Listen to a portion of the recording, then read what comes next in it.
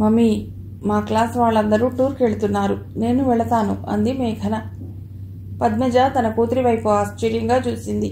ఆదివారాల్లో ఎక్కడికైనా సరదాగా వెళదామని ఎన్నిసార్లు అడిగినా నాకు ఆసక్తి లేదమ్మా అనే మేఘన తనకు తానుగా టూర్కి వెళ్ళటానికి ఆసక్తి చూపటంతో ఆమెకు చాలా సంతోషం అనిపించింది.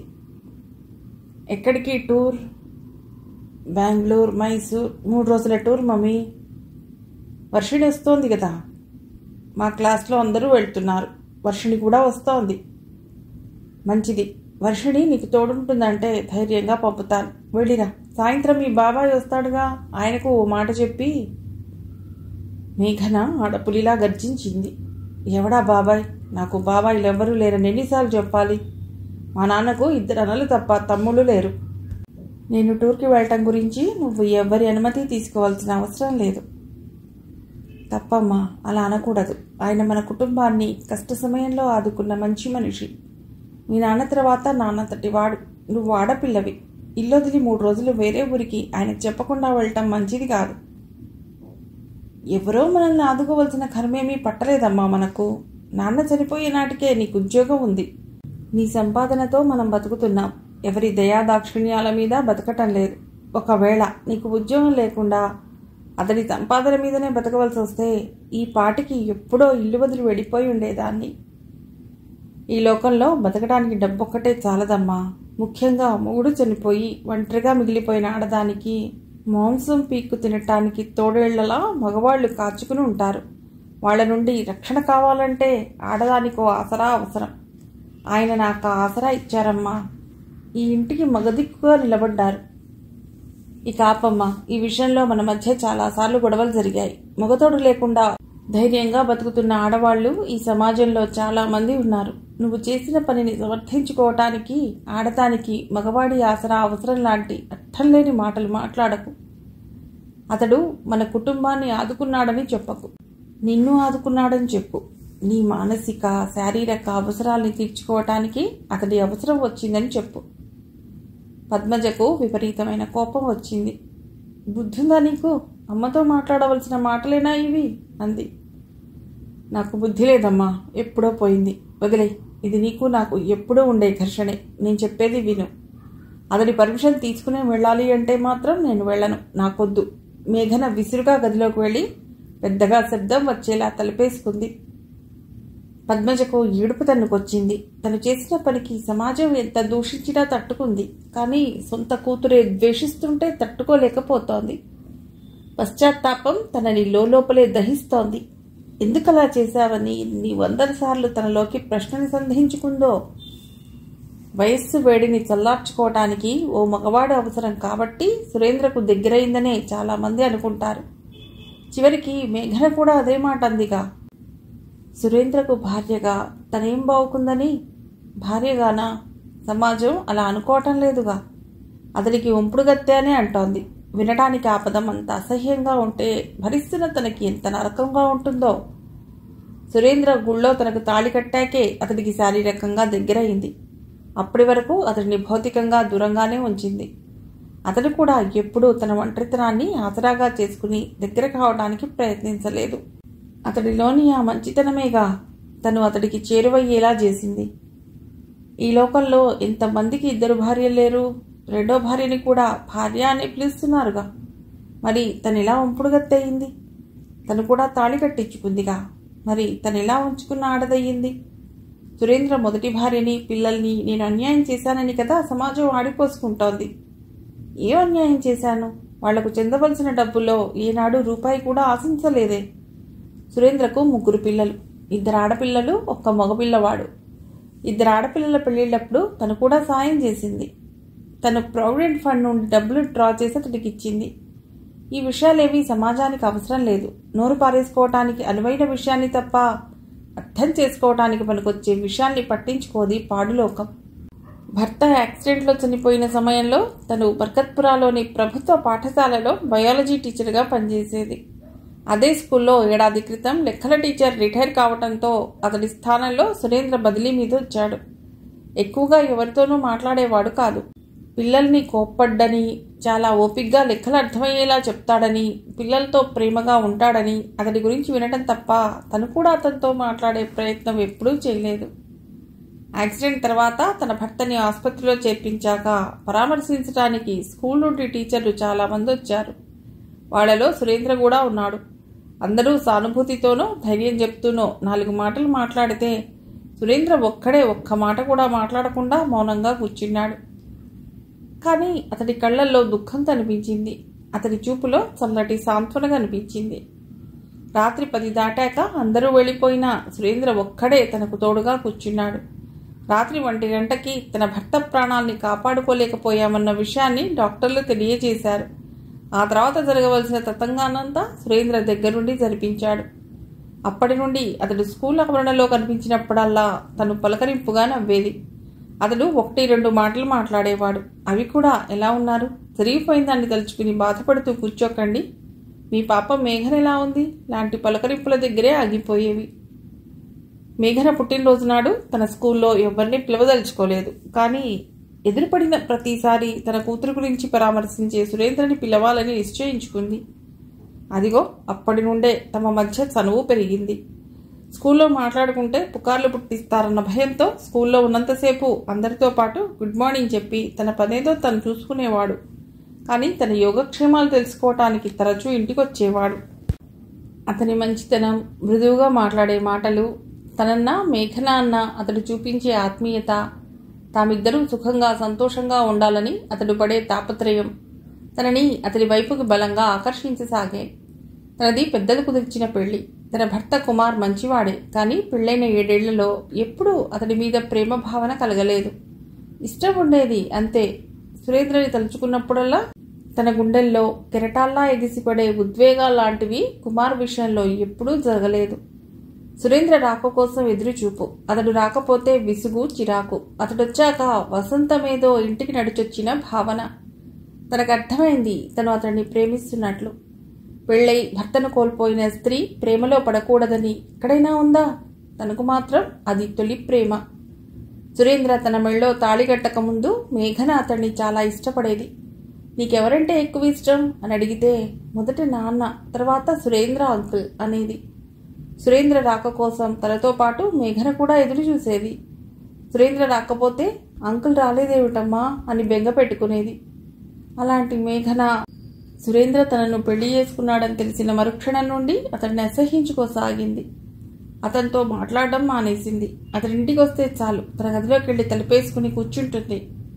భోజనానికి కూడా బయటికి రాదు. దాని మనస్తత్వం తెలుసు కాబట్టి తనే ప్లేట్లో భోజనం సర్ది దాని గదిలోనే వడ్డిస్తుంది.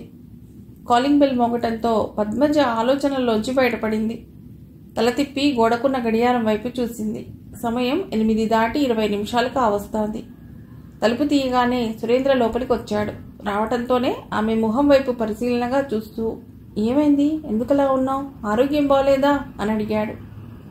ఆమె తలొంచుకుని, ఏమీ లేదు, కొద్దిగా తలనొప్పి అంతే, కాళ్ళు చేతులు కడుక్కురండి, భోజనం వడ్డిస్తాను అంటూ వడివడిగా వంటగదిలోకి వెళ్ళిపోయింది. సురేంద్రకు ఆ ఇంటి పరిస్థితి మొత్తం తెలుసు కాబట్టి ఏం జరుగుంటుందో ఊహించగలిగాడు. అన్నం తింటున్నప్పుడు మెల్లిగా మేఘనేమైనా అందా అని అడిగాడు. పద్మజకు కళ్ళనీళ్లు వరదలా పొంగుకొచ్చాయి. మన పెళ్ళై 10 ఏళ్లు దాటిపోయాయండి. అది పెద్దదయిందిగా. ఇప్పటికైనా మనల్ని అర్థం చేసుకుని మిమ్మల్ని గౌరవిస్తుందేమోననుకుంటున్నానండి. నా ఆశ అడియాసగానే మిగిలిపోయేలా ఉంది అంది. అసలు ఇంతకు గొడవెందుకు వచ్చింది? అది టూర్కి బెంగళూరుకు వెళ్తానంది. మీ బాబాయ్తో కూడా ఓ మాట చెప్పాక వెడదు గాని అన్నాను. అంతే. నా పైన ఇంతెత్తునెగిరింది. గదిలోకి వెళ్ళి తలుపేసుకుంది. ఒక్కోసారి నాకు భయం వేస్తూ ఉంటుందండి. ఈ పిల్ల ఏదైనా అఘాయిత్యం చేసుకుంటుందేమోనని పద్మజ వెక్కి వెక్కి ఏడ్చింది. నా భూసెత్తితేనే మండిపడుతుందని తెలిసి కూడా నాకు చెప్పాకనే వెళ్ళాలని ఎందుకన్నావు? తను బెంగళూరు వెడతానంటే వెళ్ళని, తన క్లాస్ వాళ్లతో కలిసేగా వెళ్తానంటోంది. ఈ ఇంటికి పెద్ద దిక్కు మీరు కదా. మీకు చెప్పకుండా వయసు వచ్చిన పిల్ల ఇంటి నుంచి బయటకు వెళ్ళడం మంచిది కాదన్న ఉద్దేశంతో చెప్పానండి. అది కూడా దాన్ని చెప్పమనలేదు. నేను చెప్తానన్నాను. దానికి ఇంత రాద్ధాంతం చేస్తుందని ఊహించలేదు. పోన్లే, కొద్దిసేపైనాక మేఘనకు అన్నం తీసుకెడతావుగా, అప్పుడు బుజ్జగించు, చల్లబడిపోతుంది. తను కోప్పట్టం, నువ్వు బతిమిలాడటం ఇవన్నీ నీకు అలవాటేగా అంటూ నవ్వాడు సురేంద్ర. మేఘన 4 రోజులకు సరిపడా బట్టల్ని సూట్ కేసులో సర్దుకుని సికింద్రాబాద్ స్టేషన్కి ఆటో మాట్లాడుకుని ఎక్కి కూర్చుంది. తీరా స్టేషన్కి చేరుకున్నాక తను ఎందుకు స్టేషన్కి వచ్చిందో గుర్తుకు రాలేదు. ఎక్కడికి వెళ్ళాలన్న ఉద్దేశంతో వచ్చింది. ఒకవేళ అలా వెళ్ళాలన్నా మొదటే టికెట్ రిజర్వ్ చేసుకుని ఉండాలి కదా. రిజర్వేషన్ లేకుండా రైల్లో ఎలా ప్రయాణం చేయటం? కొన్ని నిమిషాలు అక్కడే నిలబడి ఆలోచిస్తూ కూర్చుంది. ఈ మధ్య తరచూ తనకు మతిమరుపు వస్తోంది. తను అసలు ఏ ఊరు వెళదామని సూట్ కేసు సర్దుకుని బయలుదేరింది. ఆమెకు చప్పున విశాఖపట్నం గుర్తొచ్చింది. అవును, తను విశాఖపట్నం వెళ్లాలనే బయలుదేరింది. వారం ముందే ప్లాన్ చేసుకుంది. కానీ రిజర్వేషన్ చేసుకోవాలన్న విషయం మర్చిపోయింది. ఇప్పుడేం చేయాలో అర్థం కాలేదు. టికెట్ కొనుక్కుని ట్రైన్ వచ్చాక టీసీని బతిమాలుకుంటే బెర్త్ ఇస్తాడన్న విషయం గుర్తొచ్చింది. టికెట్ కౌంటర్ దగ్గరికి వెళ్ళి విశాఖపట్నానికి టికెట్ కొనుక్కుంది. ట్రైన్ ప్లాట్ఫామ్ మీదకి వచ్చి ఆగాక మొదట 3 టైర్ ఏసీ కంపార్ట్మెంట్స్ దగ్గర ప్రయత్నించింది. ఖాళీ లేవని చెప్పారు. పక్కనే ఉన్న స్లీపర్ కోచ్లలో ప్రయత్నించింది. 2 టీసీలు బెర్తులేవి ఖాళీగా లేవని చెప్పాక ఓ కోచ్ దగ్గర నిలబడి ఉన్న టీసీని సమీపించింది. అతడి వయసు 30 ఏళ్లకు మించి ఉండవు. తను అందంగా ఉన్న ఆడపిల్ల కాబట్టి తప్పకుండా అతడు బెర్త్ ఇస్తాడనిపించింది. ఆమె ఊహించినట్టే అతడు ఫలానా బెర్త్ని వాడుకోవచ్చంటూ టికెట్ మీద ఆ నంబర్ రాసిచ్చాడు. ఆమె తనలో తానే విజయగర్వంతో నవ్వుకుంది. వయసులో ఉన్న అందమైన ఆడపిల్ల తలుచుకుంటే సాధించలేనిదేముంది అనుకుంది. ఏ మగాడైనా కాళ్ళ దగ్గర కుక్కలా పడి ఉండవలసిందే. అందమే ఆడపిల్లకున్న శక్తివంతమైన ఆయుధం అన్న తన నమ్మకం మరింత బలపడింది. మర్నాడు ఉదయం 7:30కు రైలు వైజాగ్ స్టేషన్ చేరుకుంది. మేఘన స్టేషన్ బయటికి వచ్చి ఆటో మాట్లాడుకుంది. ఎక్కడికి వెళ్ళాలి అని అడిగాడు ఆటో అతడు. ఇక్కడికి దగ్గరలో మంచి హోటల్ ఏదైనా ఉంటే తీసుకువెళ్ళు అంది. 20 నిమిషాల తర్వాత ఆటో ఓ హోటల్ ముందు ఆగింది. మేఘన ఆటో అతడికి డబ్బులు ఇచ్చి హోటల్ రిసెప్షన్ దగ్గరికి వెళ్ళి నాకు రూమ్ కావాలి అంది. రిసెప్షన్లో కూర్చుని ఉన్న 50 ఏళ్ల వ్యక్తి ఆమె వైపు పరిశీలనగా చూస్తూ రిజర్వేషన్ ఏమైనా ఉందా అని అడిగాడు. లేదు అంది. ఎక్కడి నుంచి వచ్చారు? హైదరాబాద్ నుండి. 20 ఏళ్లు కూడా లేని ఓ అమ్మాయి ఒక్కతే వచ్చి రూమ్ కావాలని అడగటంతో అతడిలో చాలా అనుమానాలు మొలకెత్తాయి. ఏం పని మీద వచ్చారు? సైట్ సీయింగ్కి. ఒక్కరేనా? ఏ ఒక్కరే రాకూడదని ఏమైనా అరులుందా? ఆడపిల్లనని కదా ఈ ప్రశ్నలన్నీ వేస్తున్నారు. ఆడపిల్లకు ఒంటరిగా సైట్ సీయింగ్కి వెళ్లే ఫ్రీడమ్ లేదా? మేఘన కొద్దిగా కోపంగా ప్రశ్నించింది. అతనికి ఎందుకో ఆ అమ్మాయిని మరిన్ని ప్రశ్నలతో విసిగిస్తే శివంగిలా పైనబడి రక్కేయటం ఖాయం అనిపించింది. ఆ హోటల్లో సింగిల్ రూమ్లు లేవని, అన్నీ డబుల్ బెడ్లున్న రూమ్లేనని చెప్పి రోజుకు ఎంత అవుతుందో చెప్పాడు. పర్వాలేదు, అదే ఇవ్వండి అంది మేఘన తన వ్యానిటీ బ్యాగ్లోంచి డబ్బులు తీస్తూ. ఆధార్ కార్డు ఇవ్వండి అన్నాడు అతడు. మేఘన అతడి వైపు ఆశ్చర్యంగా చూస్తూ ఆధార్ కార్డా? అదెందుకు అంది. హోటళ్లలో రూమ్ కావాలంటే ఆధార్ కార్డు అవసరం మేడం. మేము దాని జిరాక్స్ కాపీ తీసుకుపెట్టుకుంటాం. మీ ఫోటో కూడా తీసి పెట్టుకుంటాం. ఇది చూసారా, ఇదే కెమెరా. నేను ఆధార్ కార్డు తీసుకురాలేదు. పోనీ ఏదైనా ఐడి కార్డు అన్నా సరిపోతుంది. అయ్యో, ఐడి కార్డు కూడా ఏమి తీసుకురాలేదు. సారీ మేడం, అలా అయితే మీకు రూమ్ ఇవ్వడం కుదరదు అన్నాడు అతడు. మేఘనకు ఏం చేయాలో పాలుపోలేదు. నాకు ఈ ఊళ్ళో ఎవరు తెలియదండి. హోటల్లో రూమ్ దొరకకపోతే బస్టాండ్లోనో రైల్వే స్టేషన్లోనో పడుకోవలసి వస్తుంది. ఆడపిల్లను కదా, అదెంత ప్రమాదమో మీకు మాత్రం తెలియదా? ప్లీజ్ ఈ ఒక్కసారికి హెల్ప్ చేయండి. ఇక ముందు ఎప్పుడు ఈ ఊరొచ్చినా ఐడెంటిటీ కార్డ్ దగ్గర పెట్టుకుంటాను. ప్లీజ్ ప్లీజ్ అంది దీనంగా మొహం పెట్టి. సారీ మేడం, అలా చేస్తే నా ఉద్యోగం పోతుంది. మీకు ఏ రకంగానూ సహాయపడలేను అన్నాడతడు. అరగంట సేపు ప్రాధేయపడ్డాక ఓ పని చేయండి. నాకు తెలిసిన చిన్న హోటల్ ఒకటి ఉంది. అక్కడ రిసెప్షనిస్ట్ నా స్నేహితుడే. అతడికి ఫోన్ చేసి చెప్తాను. అక్కడ ఇంత స్ట్రిక్ట్గా ఐడి గురించి పట్టించుకోరు అన్నాడు. అతడు ఫోన్ చేయబోతూ నీ పేరేమిటి అన్నాడు. రోహిణి అంది. అతడు ఫోన్ చేసి చెప్పాక అతడికి థ్యాంక్స్ చెప్పి ఆటో మాట్లాడుకుని ఆ హోటల్ చేరుకుంది. ఓ గల్లీలో ఉన్న చిన్న హోటల్ అది. రూమ్ దొరికింది. రూమ్లోకి వెళ్ళాక గీజర్ ఆన్ చేసి షాంపూతో తలారా స్నానం చేసింది. బట్టలు మార్చుకున్నాక ఏసీ ఆన్ చేసుకుని బెడ్ మీద పడుకుంది. రాత్రి రైల్లో సరిగ్గా నిద్రలేకపోవటం వల్ల వెంటనే నిద్ర పట్టింది. ఎవరో కాలింగ్ బెల్ కొడుతున్నట్లు అనిపిస్తే లేచి టైం చూసింది. 1 గంట కావటానికి ఇంకా 10 నిమిషాలుంది. తలుపు తీయగానే రూమ్ బాయ్ నవ్వుతూ కనిపించాడు. ఏమిటి, బెల్లెందుకు కొట్టావు? అంది చిరాగ్గా. లంచ్ టైం అయిందిగా మేడం, ఏం కావాలో చెప్తే తెచ్చి పెడతాను. మా హోటల్లో టిఫిన్లు భోజనాలు దొరకవు, బయటికెళ్ళి తీసుకురావాలి. కనీసం 1 గంట పడుతుంది అన్నాడు. చెప్తా కానీ ఇక్కడి నుంచి బీచ్ ఎంత దూరంలో ఉంటుంది అని అడిగింది. రామకృష్ణ బీచ్ ఇక్కడి నుంచి 4 కిలోమీటర్లే మేడం అన్నాడు. సరే, నా కోసం ఓ చికెన్ బిర్యానీ పట్రా చాలు అంటూ డబ్బులు ఇచ్చింది. లంచ్ పూర్తయ్యేటప్పటికి 2 దాటింది. బాగా డ్రెస్అప్ అయి మేకప్ చేసుకుని హోటల్ నుండి బయటకు వచ్చేటప్పటికి సమయం 3 దాటింది. ఆటో మాట్లాడుకుని రామకృష్ణ బీచ్ చేరుకుంది. సముద్రం సినిమాల్లోనో టీవీలోనో చూడటం తప్ప సముద్రాన్ని ప్రత్యక్షంగా చూడటం ఇదే మొదటిసారి. ఆమె ఓ నీడపట్టు చూసుకుని కూర్చుంది. ఎండ ఏటవాలుగా పట్టడం వల్ల నీటి మీద ముత్యాలేవో కుమ్మరించినట్లు మెరుస్తోంది.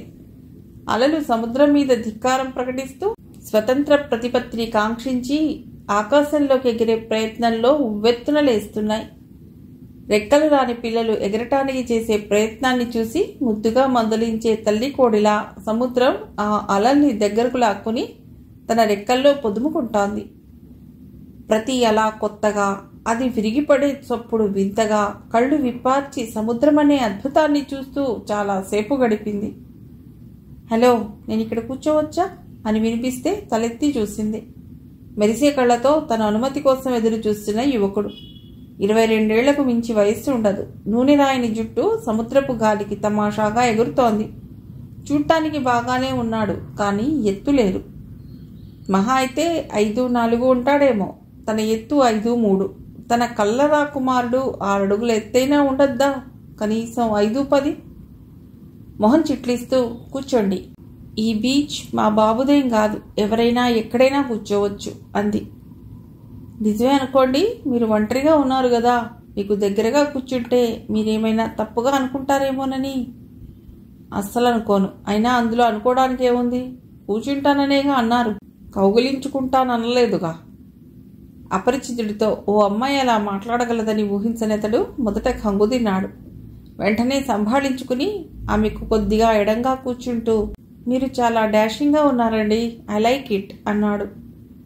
ఆమె అతడి వైపు విసుగ్గా చూసి తల తిప్పుకుని సముద్రం వైపు చూడసాగింది. మీకు సముద్రం అంటే చాలా ఇష్టం అనుకుంటాను అన్నాడతడు.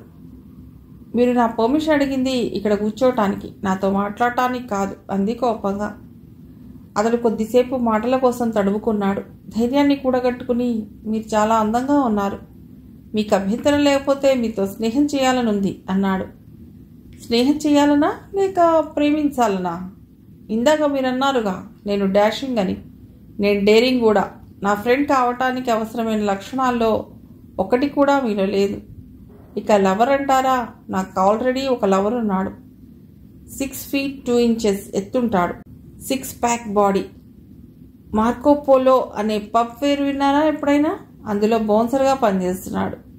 ఇంకో 1 గంటలో వస్తానని ఫోన్ చేశాడు. వాడు రాగానే మిమ్మల్ని పరిచయం చేస్తా అంది. కింద ఉన్న ఇసుక రేణువులన్నీ కరిగిపోయి లావాలా మారినట్టు అతను ఒక్క ఉదుటన లేచి నిలబడ్డాడు. ఒక్క మాట కూడా మాట్లాడకుండా వేగంగా నడిచి వెడుతున్న అతడి వైపు చూస్తూ తెరలుగా నవ్వింది. అలలుగా నవ్వింది. పిరికి పంత, నా గురించి వాడికి ఇంకా పూర్తిగా తెలియదు, తెలిస్తే ఏమైపోయేవాడో అనుకుంది. మొబైల్ ఫోన్ మోగింది. అమ్మ అని ఇంగ్లీష్లో రాసిన అక్షరాలు కనిపించాయి. హలో అమ్మా అంది తను. ఎలా ఉన్నావే? క్షేమంగా చేరావా?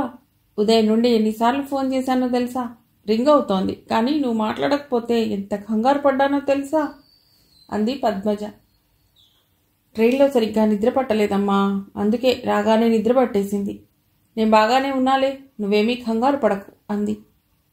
సరే జాగ్రత్త, ఫ్రెండ్స్తో జాలీగా ఉన్నట్లున్నావుగా, ఇక డిస్టర్బ్ చేయంలే అంటూ పద్మజ ఫోన్ కట్ చేసింది. ఫ్రెండ్సా? ఫ్రెండ్స్ ఎవరూ లేరుగా, తనొక్కతేగా ఉంది. మరి అమ్మెందుకు అలా ఉంది అని ఓ క్షణం ఆలోచించింది.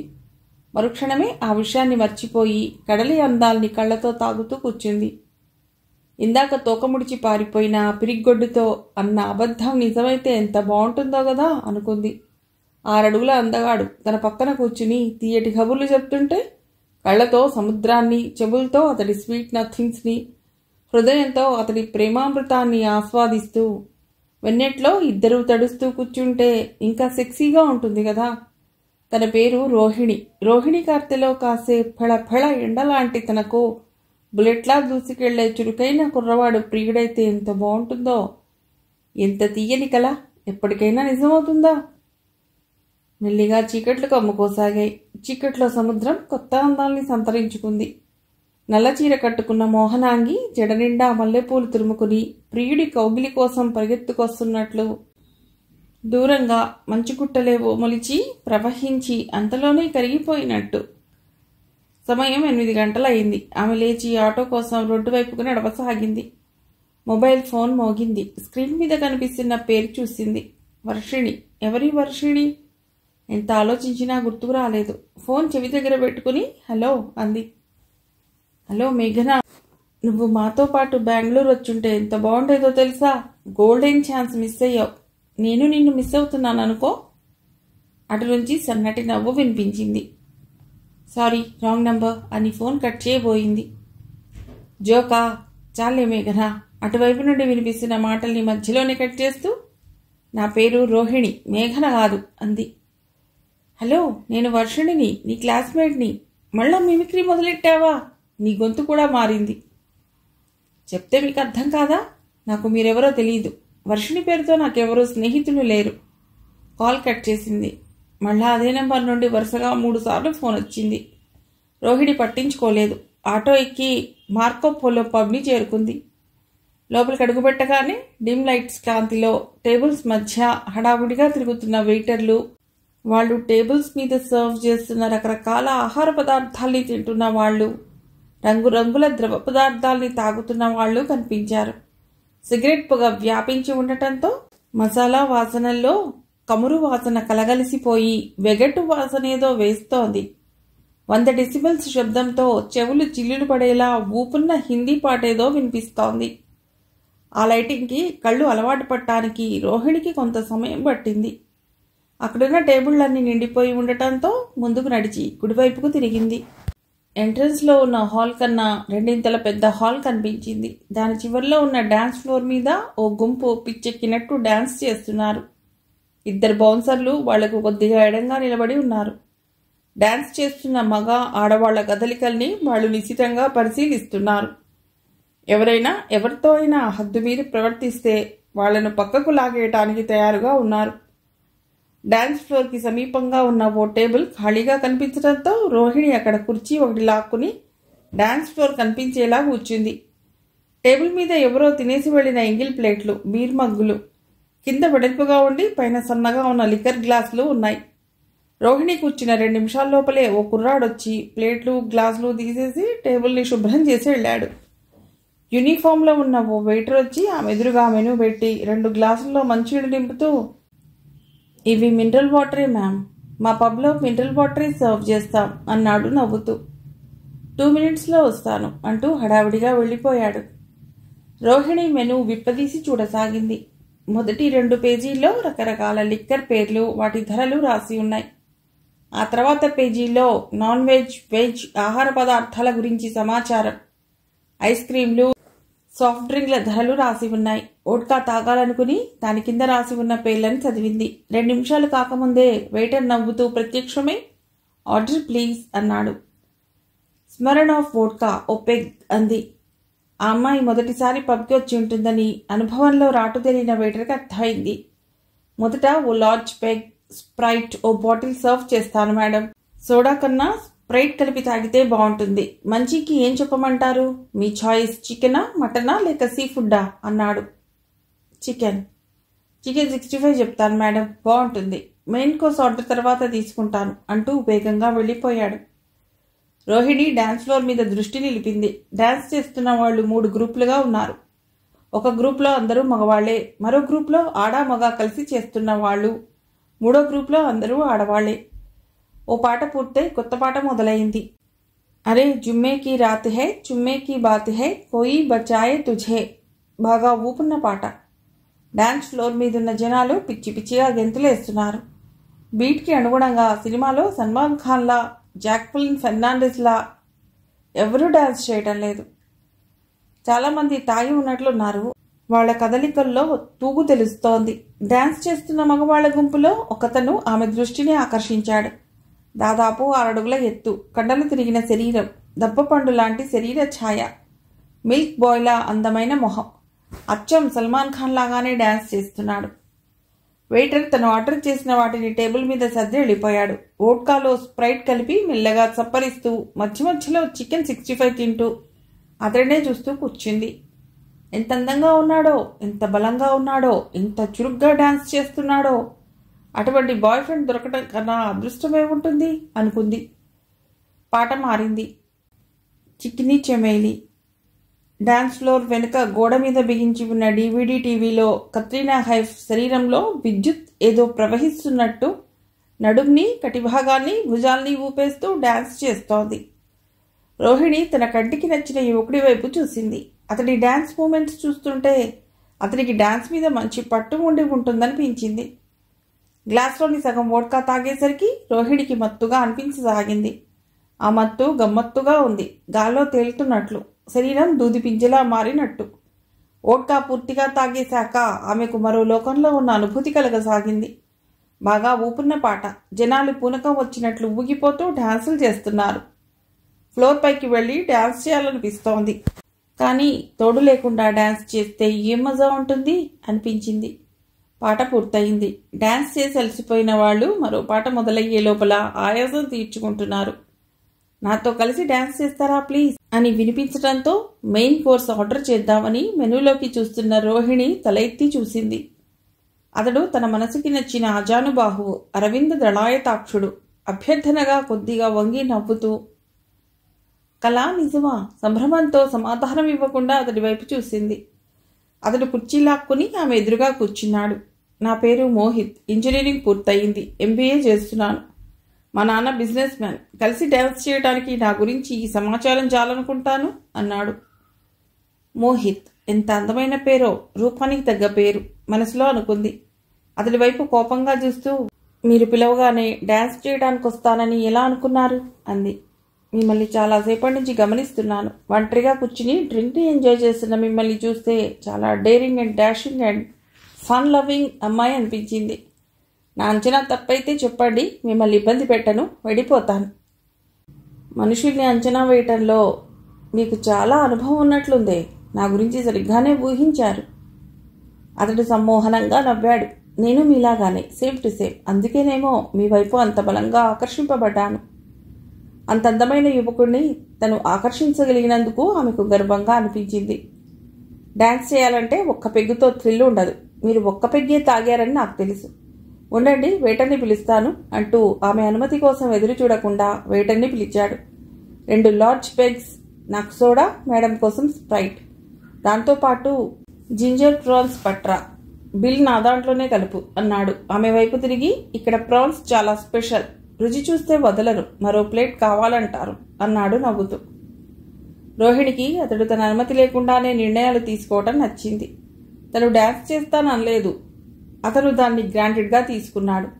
తనకు మరో పెగ్ తాగాలని ఉందో లేదో, ప్రాన్స్ తినడం తనకిష్టమో లేదో కనుక్కోకుండా ఆర్డర్ ఇచ్చాడు. తన మీద అతడికి ఏదో అధికారం ఉన్నట్టు, తను అతని సొంతమైనట్టు, అతడి ఇష్టాలే తనవైనట్టు, తన అస్తిత్వాన్ని తనలో కలుపుకున్నాడు. మగవాడు అలా ఉండటమే తనకిష్టం. ఓట్కా మెల్లిగా సిప్ చేస్తూ, మీ పేరు చెప్పని లేదు అన్నాడు. రోహిణి. మీది ఈ ఊరు కాదని తెలుస్తూనే ఉంది. మా ఊరికి ఏం పని మీద వచ్చారు? జస్ట్ సైట్ సీయింగ్కి. ఒంటరిగానే వచ్చారు కదూ? నాకు తెలుసు. బోల్డ్ అండ్ బ్యూటిఫుల్ అంటూ మళ్ళా నవ్వాడు. 2వ పెగ్ పూర్తయ్యేసరికి ఆమె మెల్లిగా తూలసాగింది. మెయిన్ కోర్స్ ఎప్పుడూ డాన్స్ తర్వాతే తినాలి. లేవండి, ఫ్లోర్ పైకి పెడదాం అన్నాడు. ఆమె లేవబోయి తూలి పడబోయింది. నడుం మీద చేయి వేసి పడకుండా పట్టుకున్నాడు. ఆ స్పర్శ, అతడి బలమైన పట్టు ఓడ్కా కన్నా మత్తుగా అనిపించింది. అతడితో కలిసి డాన్స్ చేస్తుంటే సమయమే తెలియలేదు. దాదాపు గంట. శరీరమంతా అలసిపోయింది. మనస్సంతా తృప్తితో నిండిపోయింది. ఇద్దరూ ఫ్లోర్ దిగి తమ టేబుల్ దగ్గరికి వెళ్ళి కూర్చున్నారు. మీరు కూడా డాన్స్ బాగా చేస్తారు అన్నాడతడు. ఆమె సిగ్గుపడుతూ నవ్వింది. అతడి మెచ్చుకోలు 3వ పెగ్ తాగినంత కిక్కిచ్చింది. అతడు మెయిన్ కోర్స్ ఆర్డర్ చేశాడు. ఆమెకు చాలా ఆకలిగా అనిపించింది. అతడి కబుర్లని నంజుకుంటూ తింటూ ఉంటే భోజనం అమృతప్రాయంగా తోచింది. పబ్ నుంచి బయటకు వచ్చేసరికి సమయం 11 గంటలు దాటింది. ఆమె ఆటోలో పెడతానంటే అతడు ససేమిరా ఒప్పుకోలేదు. తన బైక్ మీద ఆమెను హోటల్ దగ్గర డ్రాప్ చేశాడు. ఈ హోటల్లో దిగారేమిటి? మీ అంత అందమైన అమ్మాయికి సూట్ అయ్యే హోటల్ కాదిది అన్నాడు. రోహిణి ఇబ్బందిగా నవ్వింది. రేపు ఉదయం 9ంటికి వచ్చేస్తాను, రెడీగా ఉండండి. వైజాగ్లో చూడవలసిన ప్రదేశాలన్నీ చూసేద్దాం. మీరిక్కడ ఉన్నన్ని రోజులు మీరు నా గెస్ట్, సరేనా అన్నాడు. రోహిణికి ఆ రాత్రి ఒళ్ళు తెలియకుండా నిద్రపట్టింది. రోహిణి తను తెచ్చుకున్న డ్రెస్లోంచి బాగా స్టైలిష్గా కనిపించే డ్రెస్ తీసుకుని వేసుకుంది. జుట్టుని వదులుగా దువ్వి వదిలేసింది. పెదవులకు లిప్స్టిక్ పూసుకుంది. కళ్లకు కాటుక దిద్దింది. కనురెప్పల్ని మస్కరాతో అద్దింది. మొహానికి క్రీములు పౌడర్లు పూసింది. అద్దంలో 10 సార్లు చూసుకుంది. సంతృప్తిగా తల పంకించి ఉదయం 8 నుండే మోహిత్ రాక కోసం ఎదురు చూస్తూ కూర్చుంది. 9 కావటానికి ఇంకా 10 నిమిషాల టైం ఉందనగా మోహిత్ నుండి ఫోన్ వచ్చింది. రోహిణి రూమ్కి తాళం వేసి తాళం చెవి రిసెప్షన్లో ఇచ్చేసి హోటల్ బయటికి వచ్చింది. మోహిత్ బైక్ మీదే కూర్చుని ఉన్నాడు. ఆమెను చూడగానే హాయ్, గుడ్ మార్నింగ్, లేట్ ఏమీ లేదుగా అన్నాడు. 8 నుండే నీకోసం ఎదురు చూస్తూ కూర్చున్నాను తెలుసా, అలిగినట్టు బుంగమూతి పెడుతోంది రోహిణి. ఒక్క పూటలోనే రోహిణి తనను ఏకవచనంతో సంబోధిస్తున్న విషయాన్ని గమనించాడు మోహిత్. తను ఊహించిన దానికంటే ఆ అమ్మాయి చాలా ఫాస్ట్ అనుకున్నాడు. కొత్త అనుభవం కోసం అతడి శరీరం తహతహలాడసాగింది. ఈరోజు కొంత ముందుకెళ్లాలని, రేపు పూర్తిగా ఆమెను లోబరుచుకోవాలని మనసులో పథకం వేసుకున్నాడు. రోహిణి బైక్ వెనక కూర్చుని అతడి నడుం చుట్టూ చేయి వేయగానే మోహిత్ తనలో తాను మెల్లగా నవ్వుకున్నాడు. తను కోరుకున్నది పొందడం పెద్ద కష్టం కాదనిపించింది. తనకన్నా ఎక్కువగా ఆ అమ్మాయే తన పొందు కోసం తహతహలాడుతున్నట్లు అనిపించింది. మొదట కైలాసగిరి వెడదాం అన్నాడు మోహిత్. నీ ఇష్టం, నువ్వెక్కడికి తీసుకువెడితే అక్కడికి రావటానికి నేను రెడీ అంది రోహిణి. ఈరోజు కాదు, రేపు తీసుకెడతాను, నాకు తెలిసిన రిసార్ట్కి. అక్కడ నీ అందాల విందుని పొందుతాను, రెడీగా ఉండు అనుకున్నాడు మనస్సులో. కైలాసగిరిలో రోప్వే ఎక్కినప్పుడు చిన్న పిల్ల గంతులేస్తూ ఎంజాయ్ చేసింది రోహిణి. రిషికొండ బీచ్ చూశాక అరకు వ్యాలీ వెళ్లారు. రోహిణికి అరకు వ్యాలీ అందాలు బాగా నచ్చాయి. సాయంత్రం 5ంటికి రామకృష్ణ బీచ్ చేరుకున్నారు. సబ్మెరైన్ మ్యూజియం చూశాక ఇద్దరు ఓ నీడపట్టు చూసుకుని అలల సోయగంతో అలరిస్తున్న సముద్రాన్ని చూస్తూ కూర్చున్నారు. రోహిణికి చప్పున నిన్న ఇదే సమయంలో తను ఈ బీచ్లో కూర్చుని ఉన్నప్పుడు ఎవరో బడుద్దాయి తనను గెలికితే తానాడిన అబద్ధం గుర్తుకొచ్చింది. ఆ అబద్ధం నిజమైతే బాగుండనని కోరుకుంది. 6 అడుగుల అందగాడు తన పక్కన కూర్చుని తీయటి కబుర్లు చెప్తుంటే కళ్ళతో సముద్రాన్ని, చెవులతో అతడి స్వీట్ నథింగ్స్ ని ఆస్వాదిస్తూ ఈ కళ ఎప్పటికైనా నిజమవుతుందా అనుకుంది. నిజంగానే నిజమైంది. ఇప్పుడు తను బీచ్లో ఉంది. తన పక్కన 6 అడుగుల అందగాడు, చెవుల్లో అమృతంలా కురుస్తున్న స్వీట్ నథింగ్స్. వెన్నెలుంటే ఎంత బాగుంటుందో కదా అనుకుంది. చీకటి పడింది. లైట్లు వెలిగాయి. కబుర్లు సముద్రపు హోర్లో సగం వినిపించి సగం వినిపించక అలా ఎంతసేపో 8:30 కావస్తోంది. ఈరోజు మరో పబ్కి తీసుకెడతాను. నిన్న నువ్వు చూసిన పబ్ 3 స్టార్ అయితే ఈరోజు మనం వెళ్లే పబ్ 5 స్టార్ అన్నాడు మోహిత్. పెడదామా అంది లేవబోతూ. ఒక్క క్షణం అనడంతో మళ్ళా కూర్చుండిపోయి ఏమిటన్నట్టు అతడి వైపు చూసింది. చప్పున ఆమెను దగ్గరకు లాక్కుని పెదవుల మీద ముద్దు పెట్టుకున్నాడు. ఆమె ప్రతిఘటించలేదు. రెండోసారి హడావిడి పడకుండా ఎక్కువసేపు ముద్దు పెట్టుకున్నాక నిజం చెప్పు, నీకిది మొదటి ముద్దు కదూ అన్నాడు. ఆమె సమాధానంగా మెల్లిగా తల ఊపింది. 9:30కు పబ్ని చేరుకున్నారు. నిన్న చూసిన పబ్ కన్నా చాలా ఆధునికంగా కనిపిస్తున్న పబ్. ఈరోజు మాక్టోబెల్ విస్కీ తాగుదాం అన్నాడు. విస్కీ తాగి రాత్రి 11 వరకు డాన్స్ చేశారు. హోటల్కి తిరిగి వస్తున్నప్పుడు మధ్యలో చీకటిగా ఉన్న చోటాపి మళ్ళా ముద్దు పెట్టుకున్నాడు. రేపు 10-10:30 మధ్యలో వస్తాను. సముద్రపు ఒడ్డున ఉన్న రిసార్ట్లో సూట్ బుక్ చేశాను. రేపంతా అక్కడే ఎంజాయ్ చేద్దాం అన్నాడు. నీ ఇష్టం అంది రోహిణి ముద్దగా. ఆమెను హోటల్ దగ్గర దింపేసి వెళ్ళిపోయాడు. ఉదయం నిద్రలేస్తూనే మేఘన మొదట కంగారు పడిపోయింది. ఇంట్లో కదా ఉండాలి, ఇక్కడెందుకుంది తను? తనున్న గదిని పరిశీలించి చూసింది. తన సూట్ కేస్, విడిచిన బట్టలు కనిపించాయి. ఎవరిది గది? సూట్ కేస్ ఎందుకుంది? చప్పున ఆమెకు భయమేసింది. ఎవరైనా తనని కిడ్నాప్ చేశారా? వెంటనే ఆలోచన తప్పనిపించింది. కిడ్నాప్ చేస్తే సూట్ కేస్ ఎందుకుంటుంది? బెడ్ పక్కన ఉన్న టీపాయ్ మీద తాళం కనిపించింది. దాని మీద నెంబర్ వేసి ఉంది. అది హోటల్ రూమ్ తాళం అని అర్థమైంది. తలుపు తీసి చూసింది. కారిడార్లో యూనిఫామ్ వేసుకున్న రూమ్ బాయ్ కనిపించాడు. అతడు పక్క రూమ్కి వెళ్లబోతూ ఆమె తలుపు తెరవటంతో ఆగి, మేడం బ్రేక్ఫాస్ట్ ఏం కావాలో చెప్తారా? పక్క రూమ్ వాళ్ళ ఆర్డర్ ఇవ్వటానికే పిలిచారు, వాళ్లతో పాటు మీకు తెచ్చిస్తాను అన్నాడు. అప్పుడే వద్దులే, తర్వాత చెప్తాను అంటూ తలుపు మూస్తున్నప్పుడు టైం 10 అయింది మేడం, ఇంకా ఆలస్యమైతే బ్రేక్ఫాస్ట్ దొరకదు అనటం వినిపించింది. అప్పుడే 10 అయిందా? అంటే తను అంత పొద్దు నిద్రపోయిందా? మొబైల్ ఫోన్ని స్విచ్ ఆన్ చేసి చూసింది. టైం 10 దాటి 6 నిమిషాలు చూపిస్తోంది. ఫోన్లో లొకేషన్ వైజాగ్ అని కనిపించింది. తను వైజాగ్ ఎలా వచ్చింది? ఎప్పుడొచ్చింది? ఎందుకు వచ్చింది? ఎంత ఆలోచించినా మేఘనకి ఏమీ గుర్తు రాలేదు. మైండ్ అంతా శూన్యమైపోయినట్లుంది. ఫోన్లో అమ్మ మిస్డ్ కాల్స్ 3 కనిపించాయి. వాటితో పాటు వర్షిణి మిస్డ్ కాల్స్ 2 కనిపించాయి.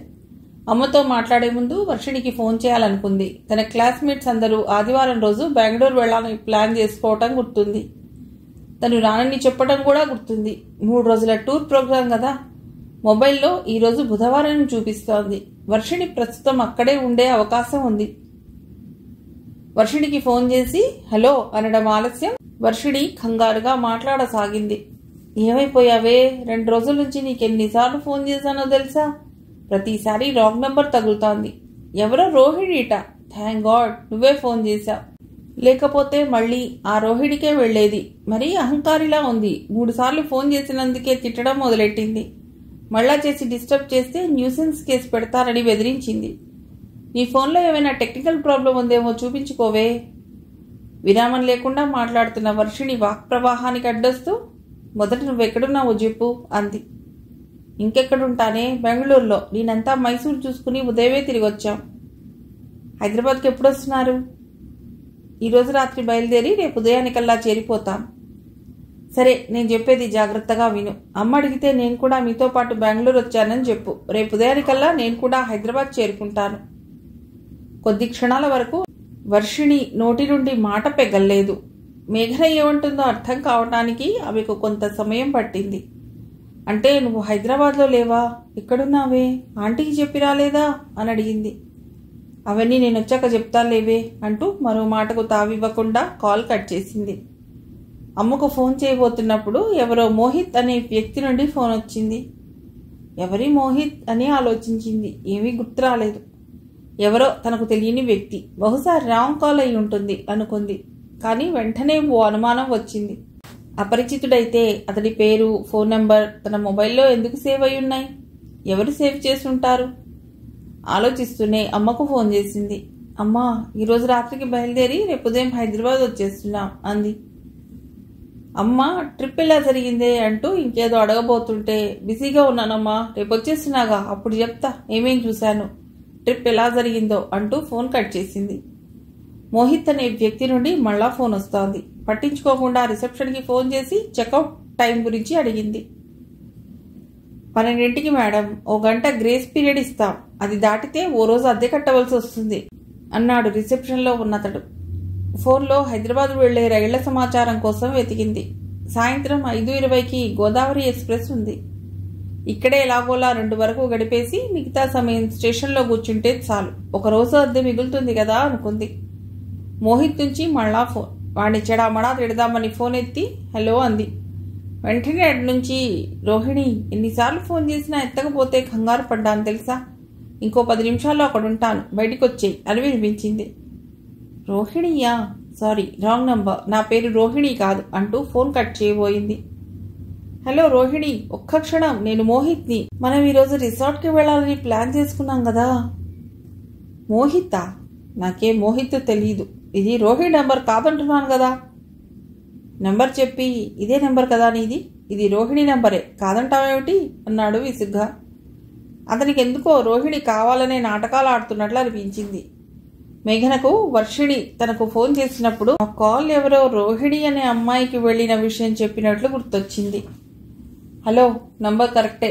నా ఫోన్లో ఏదో టెక్నికల్ ప్రాబ్లం ఉంది. నిన్న మొన్న నా ఫ్రెండ్ ఎన్నిసార్లు చేసినా రోహిణి అనే ఆవిడకే కాల్ వెళ్ళిందిట.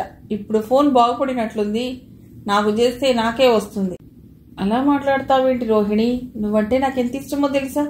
ఈ 2 రోజుల్లోనే నువ్వంటే ఎంత ప్రేమ పెంచుకున్నానో తెలుసా.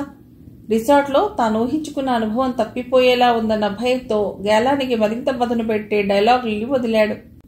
నేను రోహిణిని కాదంటుంటే అర్థం కాదా?